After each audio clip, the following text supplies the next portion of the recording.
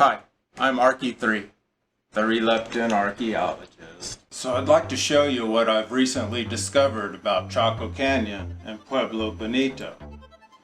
That it's part of this landscape art. As you can see here, the Pueblo itself is the face and head of a person that's in bondage.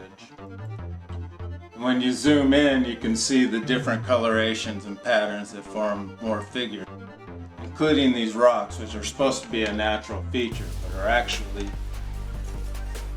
placed there on purpose. When I was looking at another structure in Chaco Canyon, I noticed how the shapes of these walls form patterns that would make a face. A face mask on a helmet. And that some of these areas look like they were probably also these masonry structures that have now been filled in. So why would they do that? They were probably burying people beneath the floors of these structures and then filling it in. So this is where all the people are buried that archaeologists wonder why they can't find.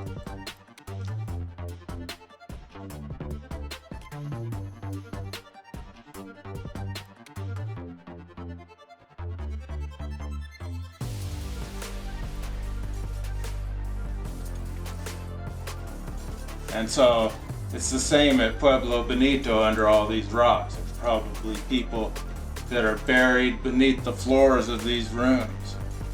And then they covered it back up.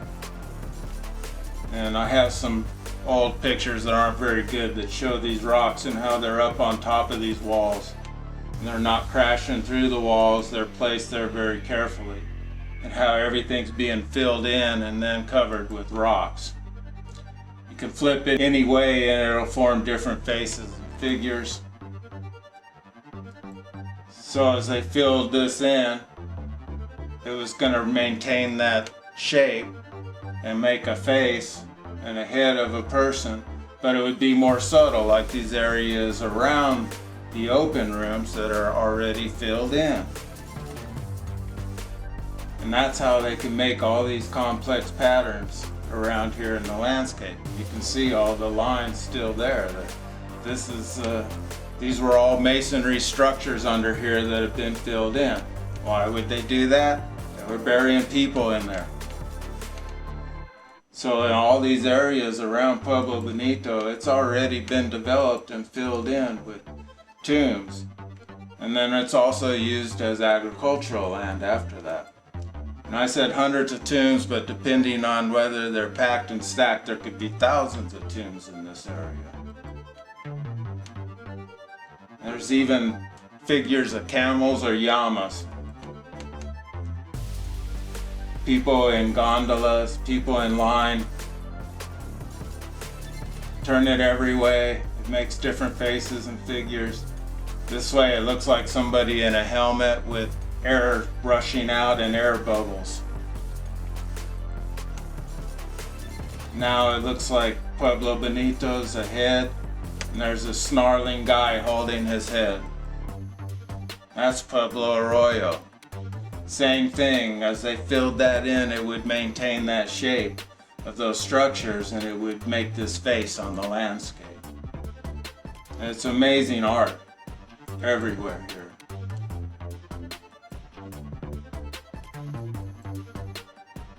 When you zoom in, it looks like a guy squinting looking through a scope.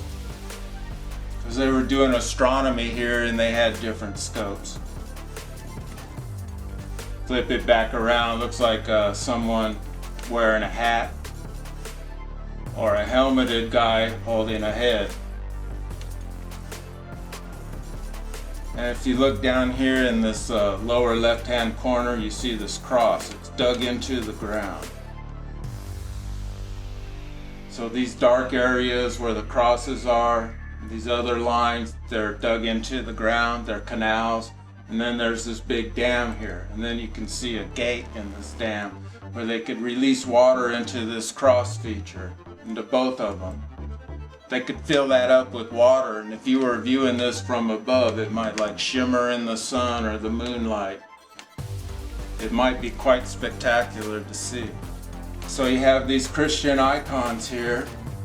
You have someone reaching down with a cross, you have someone kissing a cross, and you have these guys having their throats cut.